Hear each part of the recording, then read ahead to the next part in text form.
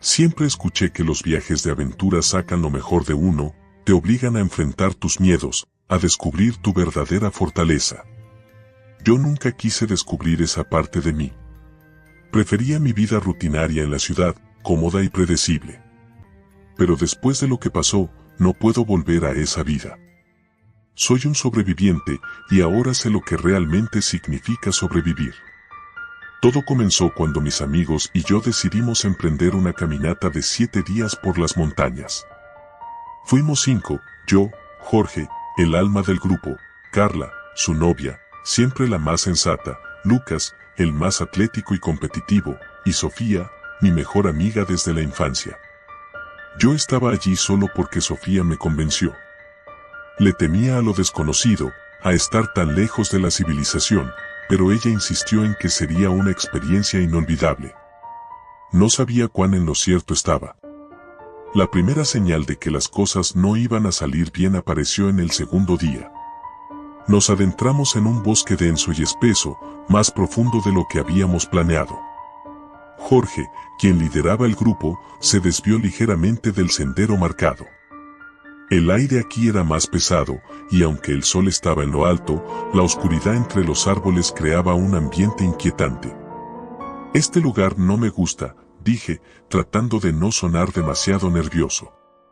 Tranquilo, solo estamos explorando un poco, me respondió Jorge con su típica sonrisa despreocupada. Pero no era solo el lugar lo que me incomodaba. Desde que habíamos entrado en el bosque, sentía que algo nos observaba. A veces oía crujidos de ramas que no parecían hechos por nosotros. Cada vez que giraba la cabeza, no había nada. Los demás no parecían darse cuenta. Tal vez estaba siendo paranoico. Esa noche acampamos junto a un río pequeño. Después de cenar, nos reunimos alrededor de la fogata. Jorge contó historias de terror, tratando de asustarnos. Era lo típico, historias de fantasmas y monstruos que vagan por las montañas. Sin embargo, Sofía estaba inquieta. Ella siempre había sido valiente, pero esa noche se veía más pálida de lo normal. ¿Qué te pasa?, le pregunté en voz baja cuando los otros no estaban prestando atención. No lo sé.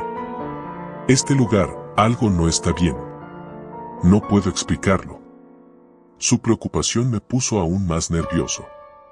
Si Sofía, la chica que nunca tenía miedo de nada, estaba asustada, debía haber una razón. El tercer día fue cuando las cosas comenzaron a desmoronarse. Nos despertamos con la intención de seguir caminando, pero el sendero que habíamos usado el día anterior parecía diferente, como si los árboles hubieran cambiado de lugar. Lucas, siempre el más confiado, se burló de nosotros cuando expresamos nuestras dudas. Están exagerando, solo sigan el mapa, dijo mientras tomaba la delantera. Pero no era solo el camino. El bosque parecía vivo. No puedo explicarlo mejor. Los árboles crujían con una frecuencia que no parecía natural, y las sombras se movían en direcciones imposibles. Me obligué a mantener la calma. No quería ser el primero en perder la cabeza. Al caer la tarde, algo más extraño ocurrió. Carla gritó de repente. Todos corrimos hacia ella, y la encontramos parada frente a una serie de marcas profundas en los troncos de los árboles.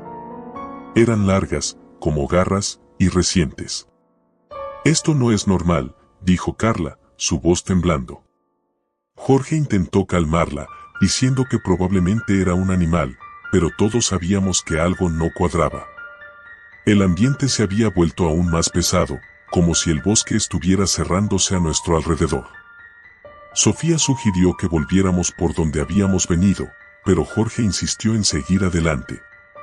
Solo nos faltan 3 días, dijo, intentando sonar optimista. No quería admitir que estábamos perdidos. Esa noche, nadie pudo dormir. Nos turnamos para hacer guardia, aunque no lo admitimos en voz alta. Sabíamos que algo estaba cerca. No lo habíamos visto, pero lo sentíamos. Algo estaba acechándonos. El cuarto día fue el peor. Nos quedamos sin agua y el bosque parecía más oscuro, aunque era de día. Comenzamos a desesperarnos. Lucas, siempre el fuerte, fue el primero en explotar. Gritó que todo esto era culpa de Jorge, que nunca debimos haber salido del sendero original.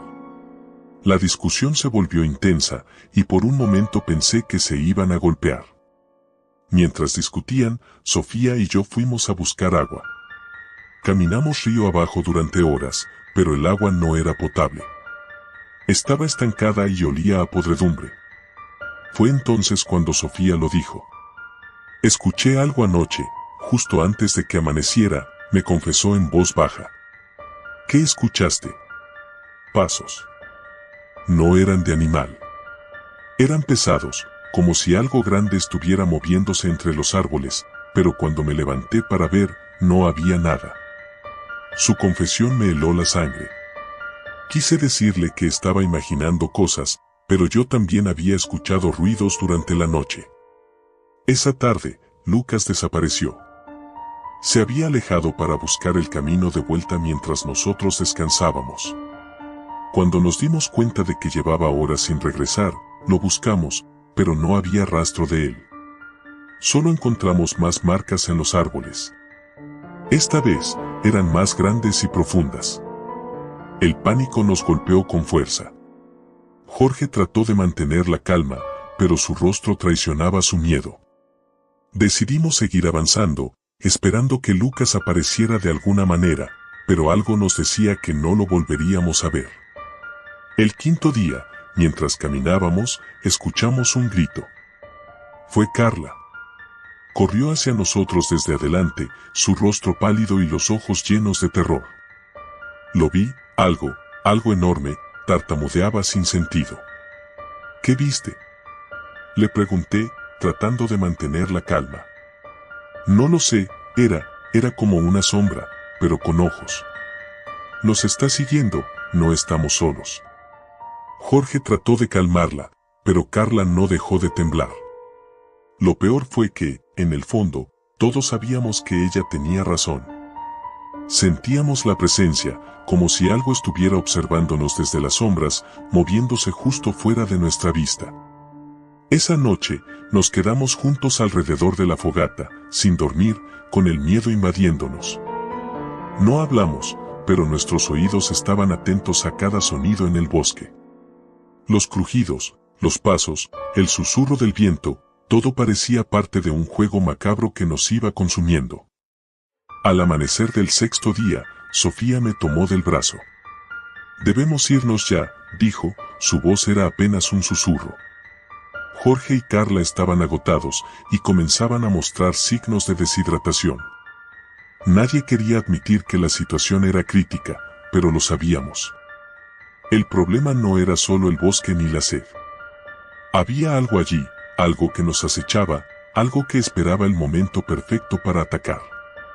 Ese día avanzamos sin rumbo, agotados y llenos de miedo. Fue cuando vimos algo que nos dejó paralizados, el cuerpo de Lucas, colgado de un árbol, con marcas de garras por todo su torso. Nadie gritó. Nos quedamos en silencio, incapaces de procesar lo que estábamos viendo. Alguien o algo lo había cazado. Carla cayó de rodillas y comenzó a llorar. Jorge, pálido, intentó consolarla, pero yo sabía que no había consuelo posible. El bosque nos estaba devorando uno a uno, y no había escapatoria. El séptimo día fue el final. Sofía y yo decidimos separarnos de Jorge y Carla. No podíamos seguir juntos. El miedo se había apoderado de todos, y era cuestión de tiempo antes de que alguno de nosotros cometiera un error fatal. Sofía y yo corrimos, sin detenernos. No sé cuánto tiempo estuvimos corriendo, pero el miedo nos dio fuerzas. Sin embargo, el bosque parecía interminable. Al final, caímos exhaustos. Mientras yacíamos allí, jadeando, lo vimos. Era una figura alta y oscura, con ojos brillantes que nos observaban desde la distancia. No recuerdo qué pasó después. Solo sé que cuando desperté, estaba solo. Sofía había desaparecido. Busqué por todas partes, pero no había rastro de ella. Estaba completamente solo. Finalmente, encontré un pequeño sendero que me llevó de vuelta a la civilización. Un grupo de rescatistas me encontró después de una semana de búsqueda. Les conté lo que pasó, pero nadie me creyó. Dicen que el bosque juega con la mente de las personas, que uno empieza a imaginar cosas. Pero sé lo que vi. Y sé que no todos escapamos.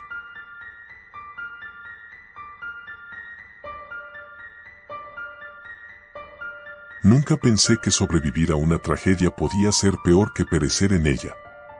Siempre imaginé que los sobrevivientes eran los afortunados, los que tenían otra oportunidad de vivir, de respirar otro día, de arreglar lo que estaba mal. Pero ahora sé que algunos eventos marcan tanto, que el simple hecho de seguir adelante parece una broma cruel. Recuerdo claramente el día que todo cambió. Era verano, y un grupo de amigos, éramos 5, decidimos ir a acampar en el Bosque Viejo, un lugar apartado que tenía fama de ser inexplorado y casi virgen. Para nosotros, adolescentes hambrientos de aventura, aquello sonaba como la escapada perfecta. La civilización quedaba atrás, junto con el ruido, las responsabilidades y las expectativas. Lo que no sabíamos era que nos alejábamos de algo más que la rutina, nos alejábamos de la seguridad. Nos organizamos rápido. Miguel, el más atlético del grupo, se encargó de conseguir las tiendas de campaña. Sara, la que tenía un don para planificar, hizo las compras. Luis y Alicia, la pareja inseparable, se dedicaron a buscar el camino menos complicado para llegar. Y yo, pues, fui quien convenció a todos de ir. Irónicamente, ahora me pregunto si fue mi idea lo que los condenó. El primer día fue perfecto. Caminamos durante horas hasta encontrar un claro en medio del bosque, junto a un lago que brillaba bajo el sol de la tarde. Era tranquilo, aislado, ideal. Instalamos las tiendas, preparamos una fogata y pasamos la noche entre risas y historias de terror. Nadie lo dijo en voz alta, pero todos estábamos ligeramente asustados. Tal vez era el ambiente, tal vez las sombras del bosque, pero una sensación extraña se cernía sobre nosotros. A medida que la noche avanzaba, el viento comenzó a soplar más fuerte. Las ramas de los árboles crujían como si algo se moviera entre ellas. Fue Luis quien lo notó primero. ¿Escucharon eso?, dijo, levantándose del tronco en el que estaba sentado junto a Alicia. Nos quedamos en silencio, agudizando el oído. Al principio, no oímos nada. Pero entonces, ahí estaba, un crujido rítmico que no podía ser atribuido al viento. Venía de lo profundo del bosque, más allá de donde alcanzaba la luz de nuestra fogata. Todos intercambiamos miradas nerviosas, pero nos reímos para disimular. Es solo un animal, dijo Miguel, tomando un sorbo de su cerveza. No hay nada en este bosque que no podamos manejar. Pero yo no estaba tan seguro. Había algo en ese sonido que me ponía los pelos de punta. El crujido continuó durante un rato, cada vez más cercano, hasta que finalmente, como si algo hubiera decidido retroceder, se desvaneció en el silencio de la noche. Respiré aliviado, pero no pude sacarme la inquietud de la cabeza. Decidimos dormir pronto, por si acaso. Esa noche tuve pesadillas. Soñé con sombras moviéndose entre los árboles, observándonos desde lejos, acechando. Sentí que no estábamos solos. Me desperté varias veces, sudando y jadeando, pero cada vez que lo hacía, todo parecía normal en el campamento. Sin embargo, al amanecer, las cosas ya no eran iguales. Sara fue la primera en darse cuenta. Había ido a lavar su cara al lago, pero regresó corriendo, pálida y temblorosa. La seguimos, confundidos, hasta la orilla. Lo que vimos nos dejó congelados. En la tierra, junto al agua, había marcas profundas de lo que parecían ser garras. Gigantescas, de al menos el tamaño de una mano humana, pero más largas y puntiagudas. No se parecían a nada que hubiéramos visto antes. No puede ser un oso, murmuró Miguel, inspeccionando las marcas. No hay osos por aquí. El aire se tensó y una sensación de miedo palpable se apoderó de todos. Decidimos no hablar más del tema y seguir con nuestro día. Después de todo, ya estábamos ahí y no queríamos arruinar las vacaciones por algo que, en teoría, podría tener una explicación lógica. Sin embargo, conforme pasaban las horas, la atmósfera alrededor del campamento se volvía más densa, más sofocante. El sonido del bosque, ese constante susurro de animales y viento, había desaparecido por completo. Era como si todo a nuestro alrededor estuviera en silencio, esperando. Esa tarde, decidimos explorar un poco más el bosque. El mapa que llevábamos no indicaba grandes peligros, y según Miguel, lo peor que podría pasarnos era perdernos temporalmente. Pero conforme avanzábamos, algo se sentía mal. Era como si el bosque cambiara a medida que nos adentrábamos. Los árboles parecían más gruesos, las ramas más retorcidas, y el suelo, antes firme, se volvía lodoso y traicionero.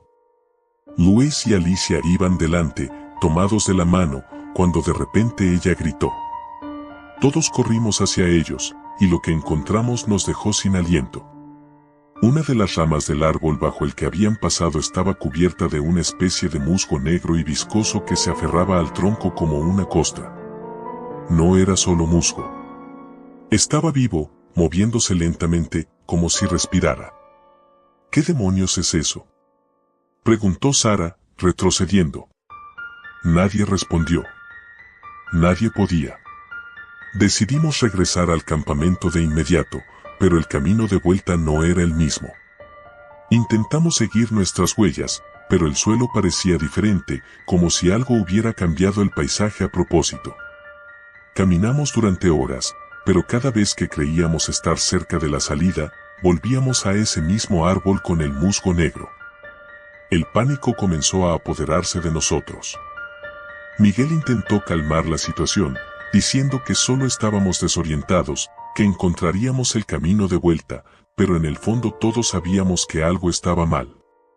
Algo en ese bosque no quería que saliéramos. Finalmente, cuando el sol comenzaba a desaparecer tras los árboles, llegamos de nuevo al campamento, pero no estaba como lo habíamos dejado. Las tiendas estaban rasgadas, los sacos de dormir desparramados por el suelo.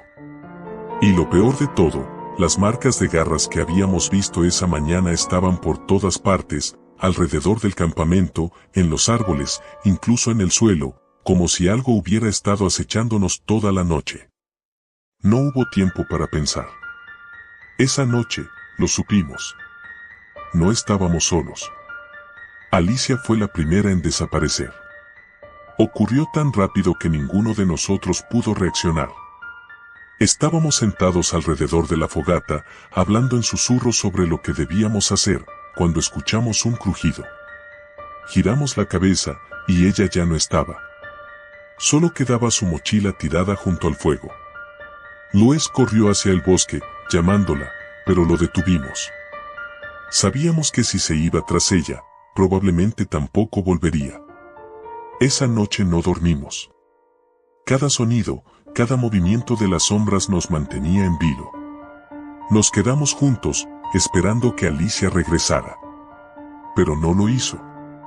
Al día siguiente, decidimos que debíamos salir de ahí, pero el bosque no nos lo permitió. Cada camino que tomábamos nos devolvía al mismo sitio. Era como si estuviéramos atrapados en un laberinto vivo, uno que jugaba con nuestra desesperación. El tercer día, Sara fue la siguiente en desaparecer. Esta vez no fue tan silencioso. Escuchamos sus gritos desde el bosque mientras buscaba agua, pero cuando corrimos en su dirección, solo encontramos su cantimplora y rastros de sangre en las hojas. No había nada que pudiéramos hacer. Quedábamos tres, Miguel, Luis y yo. El pánico se había apoderado completamente de nosotros. Miguel, siempre el fuerte, comenzó a desmoronarse. Decía que escuchaba voces, que algo lo llamaba desde el bosque. Luis, devastado por la desaparición de Alicia, apenas hablaba. Y yo solo intentaba mantener la cordura, sabiendo que éramos los siguientes. Esa noche fue la peor. No hubo más crujidos, no más marcas, pero sentíamos que algo estaba muy cerca, observándonos desde la oscuridad. Finalmente, Miguel no pudo soportarlo más. Agarró una linterna y corrió hacia el bosque, diciendo que iba a enfrentar lo que fuera que nos estaba acechando. Nunca regresó.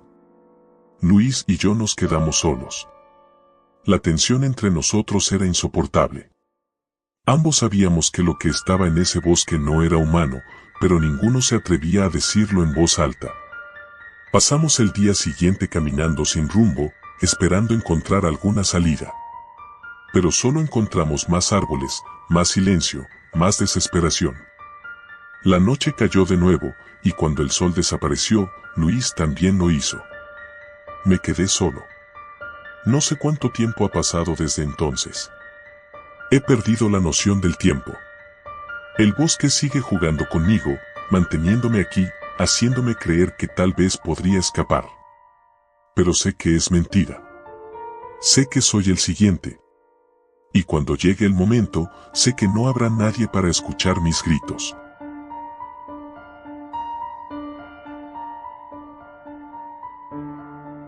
Recuerdo el sonido del viento azotando las velas del bote, el crujido de la madera y el eco distante del agua golpeando los cascos.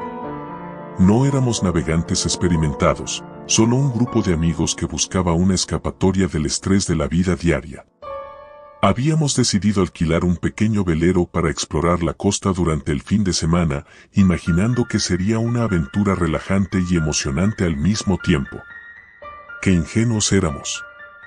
Éramos 5, yo, Dani, mi mejor amiga Clara, su novio Hugo, Adrián, nuestro experto en lo que sea, y Sofía, la más callada del grupo.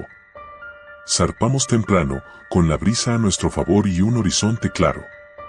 Habíamos planeado llegar a una isla desierta y acampar allí durante un par de noches. Todo se torció la segunda noche, justo antes de llegar. El clima, que había sido perfecto, cambió bruscamente.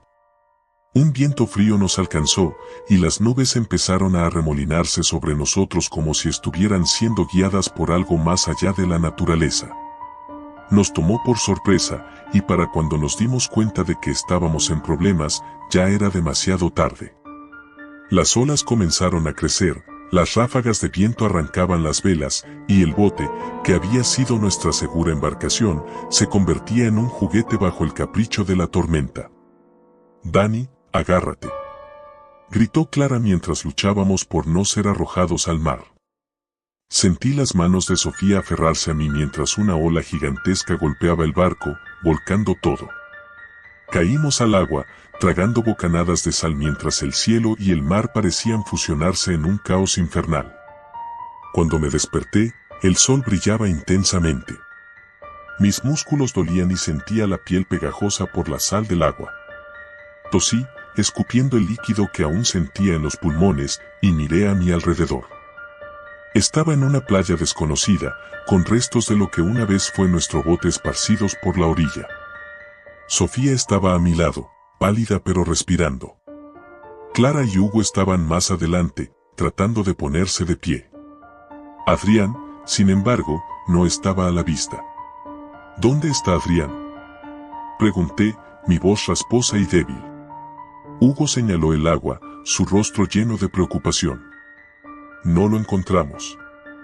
Nos arrastramos por la playa, llamando su nombre, pero todo lo que respondía era el eco de las olas. Después de un rato, decidimos que debíamos organizarnos. La isla no era grande, pero tampoco pequeña. La vegetación era espesa, y desde la playa no se veía ninguna estructura humana. Sofía sugirió buscar agua y comida, mientras que Clara insistía en que lo primero que debíamos hacer era buscar refugio. La tormenta podría volver, dijo Clara, su rostro todavía pálido por el miedo. Hugo y yo decidimos buscar alguna señal de civilización o un lugar seguro. Internarnos en la jungla no era mi primera opción, pero parecía la única alternativa. Caminamos durante horas, abriéndonos paso entre la densa vegetación, hasta que llegamos a lo que parecía un sendero rudimentario. Las plantas aquí parecían más ordenadas, como si alguien las hubiera movido antes.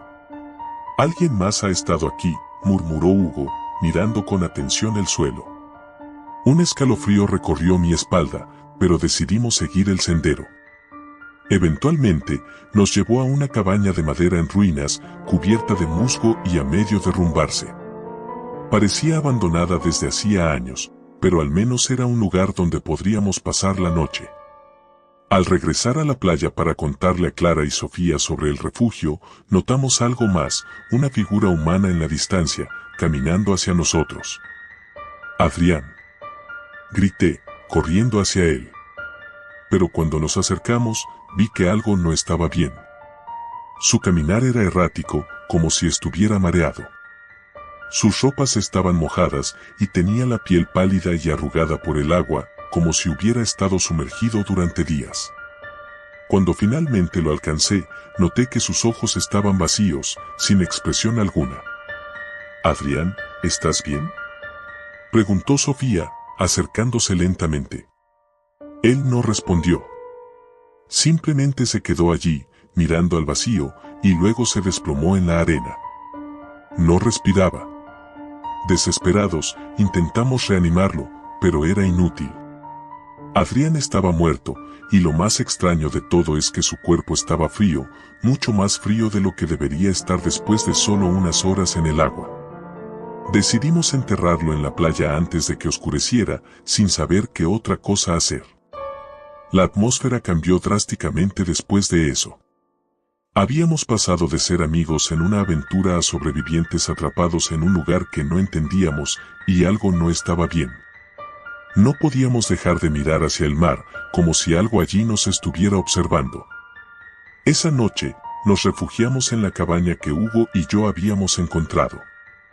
La estructura crujía con cada ráfaga de viento, y el aire se sentía pesado, como si estuviéramos siendo sofocados lentamente. No podíamos dormir. Cada vez que cerraba los ojos, veía la imagen de Adrián, su mirada vacía, como si aún estuviera allí, observándonos desde el umbral de la muerte. Cerca de la medianoche, escuchamos algo afuera. Un ruido suave, casi imperceptible, pero que destacaba en el silencio absoluto. Clara fue la primera en notarlo. ¿Escucharon eso?, susurró, levantándose lentamente. Era como un susurro, como si el viento estuviera formando palabras.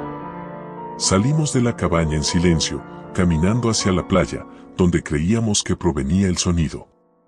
Y entonces lo vimos. A lo lejos, junto a la orilla, había una figura. No era Adrián. Era algo más. Algo que se movía lentamente, arrastrando los pies por la arena. A pesar de la distancia, podía ver su piel pálida y sus movimientos torpes, casi mecánicos. No había ninguna duda, no estaba vivo. Pero lo peor no era eso. Lo peor era que no estaba solo. Más figuras comenzaron a emerger del mar, todas ellas con la misma piel arrugada, ojos vacíos y movimientos lentos, como si hubieran estado caminando bajo el agua durante años. «Tenemos que irnos», dijo Hugo, tirando de mi brazo. Corriendo hacia la jungla, escuchamos el crujido de las ramas detrás de nosotros.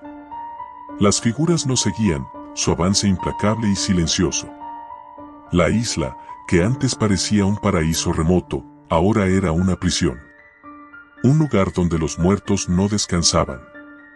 Nos refugiamos de nuevo en la cabaña, bloqueando la puerta con todo lo que encontramos. Pasamos el resto de la noche escuchando los pasos afuera, el crujido de la madera bajo el peso de esas cosas, preguntándonos cuánto tiempo podríamos sobrevivir. Al amanecer, el sonido cesó. Cautelosamente, abrimos la puerta para ver si seguían allí. La playa estaba vacía. Las figuras habían desaparecido, dejando solo las huellas de sus pasos en la arena. Sabíamos que no podíamos quedarnos. Al día siguiente, intentamos construir una balsa con los restos de nuestro bote, pero el miedo estaba siempre presente. Cada vez que mirábamos al mar, temíamos que esas cosas volvieran. Finalmente, un barco pesquero nos encontró, flotando sin rumbo en la costa. Nos rescataron, pero nunca pudimos explicar lo que habíamos visto. Nadie nos creyó. Nos convertimos en la historia que los pescadores contaban para asustar a los turistas. Y aunque regresamos a la civilización, una parte de mí sigue en esa isla, atrapada con los muertos que nunca nos dejaron marchar.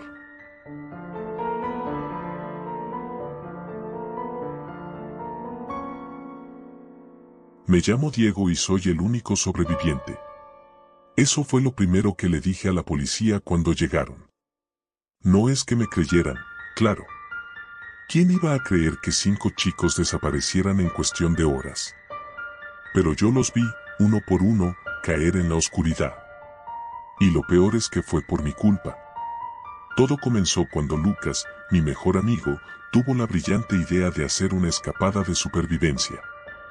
Será divertido, Diego, me dijo. Nos vamos un fin de semana a las montañas, desconectamos y probamos cómo sería sobrevivir sin tecnología ni comodidades. Nunca me gustaron esas cosas, pero lo hizo sonar tan genial que no pude decir que no. Al final éramos 6 los que nos apuntamos: Lucas, su novia Valeria, Alejo, su hermana Camila, Samuel y yo. Todos éramos amigos desde el colegio, aunque algunos teníamos más contacto que otros. El plan era simple: 3 días en la montaña, sin teléfonos, sin comida preparada, solo lo que pudiéramos encontrar o cazar. Llevamos lo básico: linternas, cuchillos, un par de tiendas y ropa de abrigo. Parecía un juego, algo emocionante. Subimos en 2 autos la mañana del viernes. El viaje fue tranquilo, con Lucas contando historias de terror y Samuel riéndose de todo, como siempre.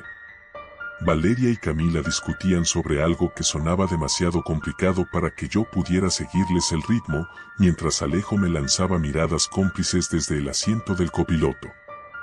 Siempre habíamos sido un grupo unido, o al menos eso pensaba. Llegamos al campamento cerca de las 3 de la tarde.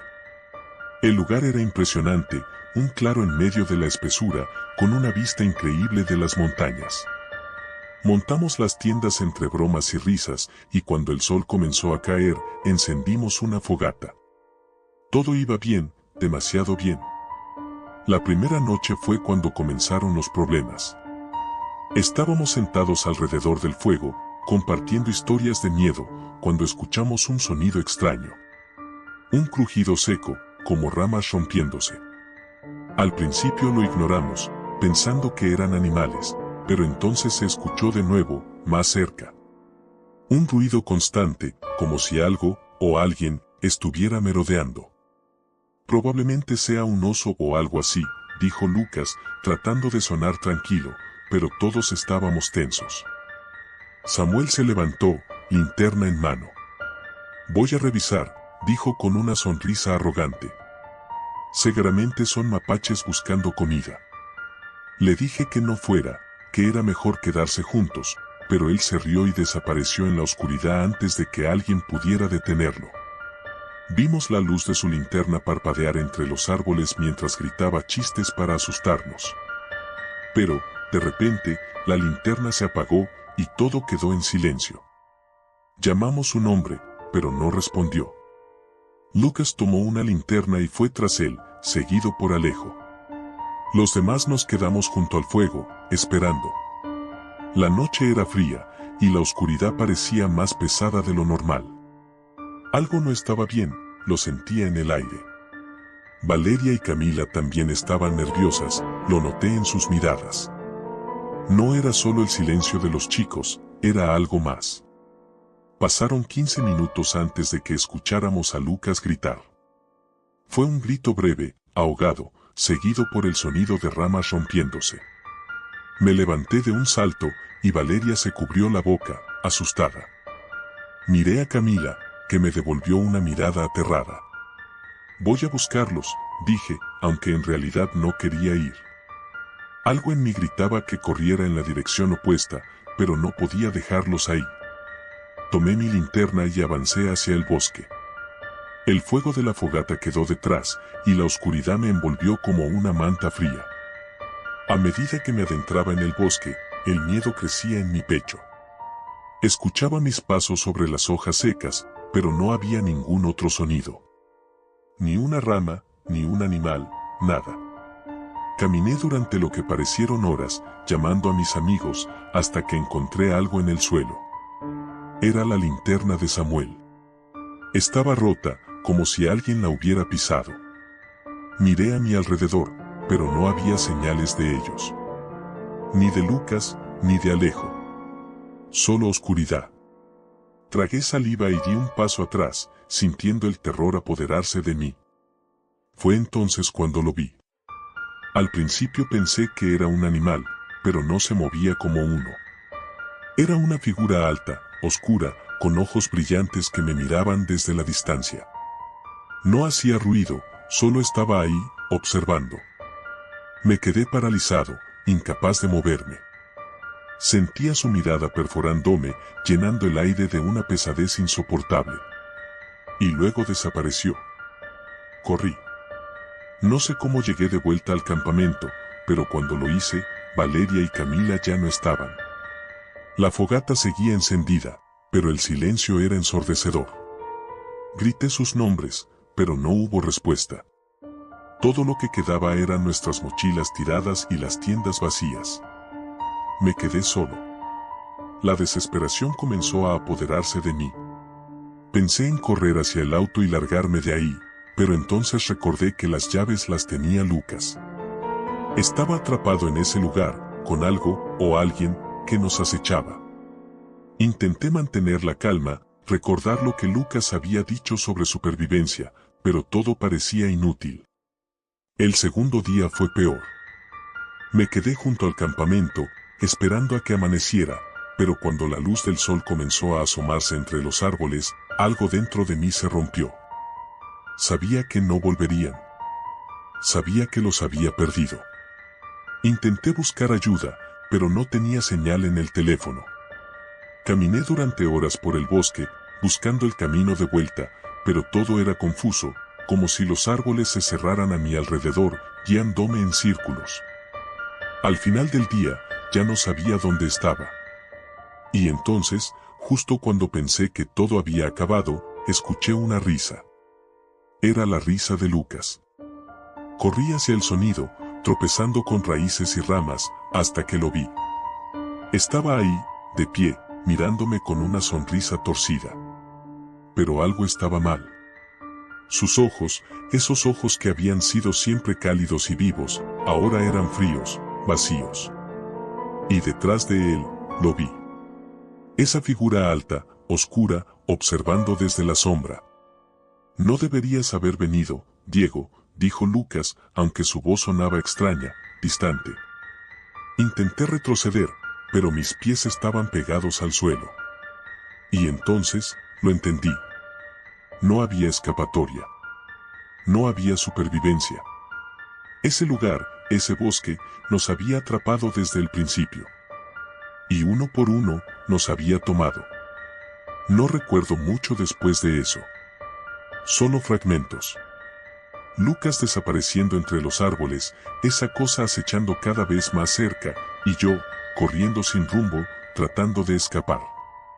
Pero no importa cuánto corras cuando la oscuridad ya está dentro de ti. Y ahora estoy aquí, el único sobreviviente, o eso creen. Porque la verdad es que no sobreviví.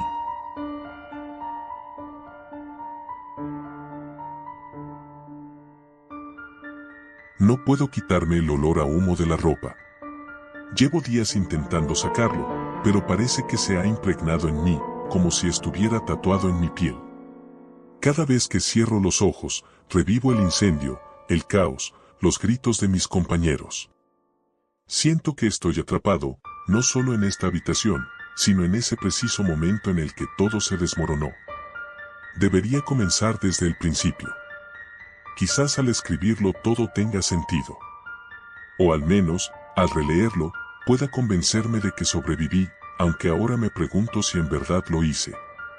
Día 1, la llamada.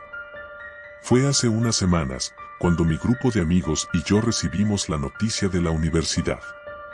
Como estudiantes de geología, se nos ofreció la oportunidad de pasar una semana en una expedición para estudiar una zona remota en las montañas. Era una ocasión única, según el profesor Martínez, nuestra oportunidad de aprender en el campo, de aplicar lo que habíamos aprendido durante años. Además, íbamos a estar acompañados por un grupo de guías experimentados, así que no había razón para preocuparse. Yo estaba emocionado. Siempre me han gustado las aventuras, y la idea de pasar una semana lejos de la civilización, rodeado de naturaleza, me parecía increíble. Mi mejor amigo, Javier, compartía mi entusiasmo. Nos imaginábamos alrededor de una fogata, explorando cuevas, descubriendo minerales raros, viviendo una experiencia épica. Éramos 5 en el grupo: Javier, Laura, Diana, Samuel y yo. La dinámica de siempre: Javier era el bromista, Laura la seria y centrada, Diana la exploradora incansable, y Samuel, bueno, él era el que siempre estaba preocupado por todo. El primer día fue exactamente como esperábamos. Nos subimos a una camioneta que nos llevó a lo profundo de las montañas, un lugar tan alejado que ni siquiera teníamos señal en los celulares. Los guías, 3 hombres de apariencia ruda y curtida por la vida al aire libre, nos dieron instrucciones básicas de seguridad. Armamos nuestras tiendas de campaña cerca de un claro, y todo parecía perfecto. Día 2, la primera caminata. Al día siguiente, comenzamos nuestra primera caminata. El terreno era accidentado, pero el paisaje era impresionante. Las montañas se alzaban imponentes y el aire olía a tierra húmeda y pinos. Todo era perfecto hasta que Diana mencionó haber visto algo extraño más adelante, una cueva que no estaba en los mapas. Probablemente solo sea una formación rocosa, ¿no?, dijo Samuel, con su tono habitual de preocupación. O una cueva secreta que nadie ha descubierto aún, respondió Diana, con ese brillo en los ojos que siempre tenía cuando había algo que explorar. Nos desviamos del camino y, efectivamente, había una cueva oculta entre la maleza. Los guías parecieron dudar, pero al final, decidieron que podíamos echar un vistazo rápido. La cueva era enorme, mucho más de lo que esperábamos. Al entrar, el aire era fresco, y las paredes estaban cubiertas de musgo y extrañas formaciones rocosas. No era algo fuera de lo común, pero había una sensación en el aire, algo que me hizo sentir incómodo. No fui el único. Laura mencionó que tenía un mal presentimiento, pero todos lo ignoramos. Día 3, algo anda mal. Esa noche, todo cambió. Nos quedamos hasta tarde alrededor de la fogata, charlando y riendo. Javier contaba una de sus historias ridículas, cuando de repente, un grito desgarrador rompió la tranquilidad de la noche. Todos nos quedamos en silencio, mirando alrededor, tratando de averiguar de dónde venía. ¿Qué demonios fue eso?, preguntó Samuel, su voz temblando. Los guías intentaron calmar nuestros nervios, asegurando que probablemente era algún animal. Pero el grito no sonaba como un animal. Era demasiado humano. Decidimos no investigar y, en su lugar, nos metimos en las tiendas. Esa noche no dormí bien. Cada vez que cerraba los ojos, sentía que alguien o algo nos estaba observando desde la oscuridad. Día 4. Desapariciones. Por la mañana, nos dimos cuenta de que uno de los guías, Marcos, no estaba en su tienda. Al principio, pensamos que había salido temprano para explorar, pero cuando pasaron varias horas y no regresó, comenzamos a preocuparnos. Decidimos dividirnos en grupos para buscarlo. Javier y yo fuimos hacia el este, siguiendo el sendero que habíamos recorrido el día anterior. La sensación de inquietud no desaparecía, y ambos caminamos en silencio, atentos a cualquier ruido. Después de lo que parecieron horas de búsqueda, encontramos algo. No era Marcos, pero sí su radio, rota en el suelo. Alrededor había huellas, pero no parecían humanas. Eran enormes, como las de un animal, pero ninguna especie que yo conociera tenía esas dimensiones. Regresamos al campamento para informar a los demás. Laura y Diana también habían encontrado algo inquietante, una rama con marcas de arañazos profundos, como si algo muy grande hubiera pasado por allí. Debemos irnos, dijo Samuel, con los ojos desorbitados. Algo no está bien aquí. Los guías intentaron mantener la calma, pero se les veía nerviosos. Decidieron que lo mejor era abandonar la expedición y regresar al punto de partida. Día 5. El incendio. La situación empeoró rápidamente. Esa noche, mientras todos estábamos preparándonos para dormir, el fuego que habíamos encendido para la fogata comenzó a expandirse. No fue algo gradual, el fuego simplemente explotó, como si hubiera sido alimentado por algo más que madera. Corrimos en todas direcciones, tratando de salvar lo que pudiéramos, pero el campamento estaba perdido. Las llamas devoraban todo a su paso, y el humo hacía que fuera casi imposible ver. Lo peor no era el fuego, sino lo que escuchábamos entre las llamas, gruñidos, pasos pesados que se acercaban, y ese grito, el mismo grito desgarrador de la otra noche. No sé cómo logramos salir de allí. Perdimos la mayoría de nuestras cosas, pero todos, excepto uno de los guías, logramos escapar del campamento. Marco seguía desaparecido. Día 6. Sobrevivientes. Decidimos refugiarnos en una cueva cercana para pasar la noche. Era arriesgado, pero no teníamos otra opción. El fuego seguía ardiendo a lo lejos, y estábamos demasiado cansados para seguir caminando. Dentro de la cueva, el ambiente era pesado. No solo por el cansancio físico, sino por el miedo que compartíamos. Nadie lo decía en voz alta, pero todos sabíamos que había algo más en esa montaña, algo que no queríamos enfrentar. Mientras intentábamos descansar, escuché algo fuera de la cueva. Me acerqué a la entrada y, en la distancia, entre el humo y las sombras, vi una figura. Era humanoide, pero no del todo. Era alto, demasiado alto, y su piel parecía quemada o deformada. Caminaba lentamente, como si estuviera buscando algo o a alguien. Desperté a los demás, y cuando nos asomamos, la figura ya no estaba. Nadie dijo nada, pero sabíamos que no estábamos solos. Día 7. La verdad. Por la mañana, decidimos que debíamos llegar al punto de extracción lo más rápido posible. Caminamos durante horas, sin hablar mucho, solo con la esperanza de salir de ese infierno. Pero algo nos seguía, lo sabíamos. Escuchábamos ramas quebrarse, pasos que no eran nuestros. A veces, incluso el mismo grito desgarrador volvía a resonar. Finalmente, llegamos a una pequeña estación abandonada. Parecía haber sido usada por exploradores hace años, pero ahora estaba vacía. Entramos para refugiarnos, y fue allí donde encontramos algo que lo explicó todo. En un viejo cuaderno, cubierto de polvo, leímos los testimonios de otros grupos que habían estado en la montaña.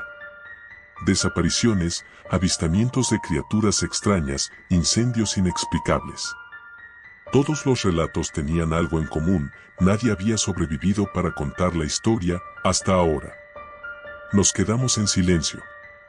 Lo que sea que habíamos visto no era nuevo en esa montaña, y estábamos atrapados en su territorio. Hoy, al escribir esto, me doy cuenta de que nuestra supervivencia fue más cuestión de suerte que de habilidad. No sé si fuimos los primeros en escapar, pero tengo la horrible sensación de que no seremos los últimos en intentar enfrentarnos a lo que vive en esa montaña. Todavía escucho ese grito en mis sueños.